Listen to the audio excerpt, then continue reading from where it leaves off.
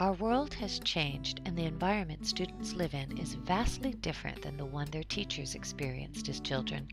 It is electronic and digital, media rich, fast, engaging, and dynamic.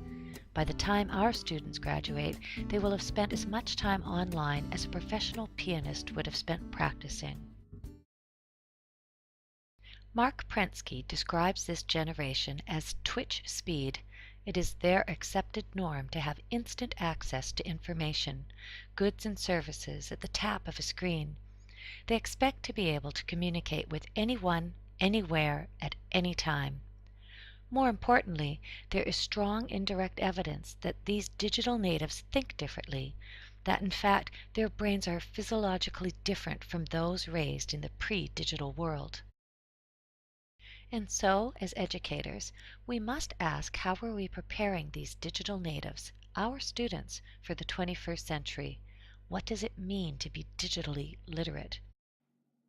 The International Society for Technology and Education, or ISTE, has developed National Educational Technology Standards, commonly called NETs, that provide a widely accepted description of the skills and knowledge students need to be digitally literate. These digital literacies have also been defined by the International Baccalaureate in their attempt to infuse the use of technology to support teaching and learning in their primary years program. Both organizations have similar ideas about the attributes of digital literacy, but the ability to create is also a higher order thinking skill. When students are asked to create in the context of real time, creating solutions to real world problems, and then share these, teaching others, research from institutions such as the National Training Labs tells us that the retention of students' learning is dramatically improved. And so the question becomes, what do our students need to become creative problem solvers?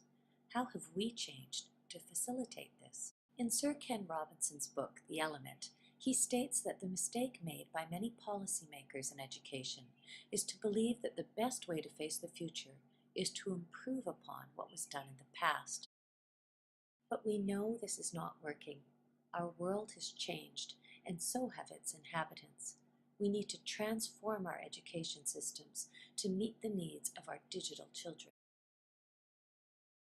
We need to rethink what learning spaces might look like.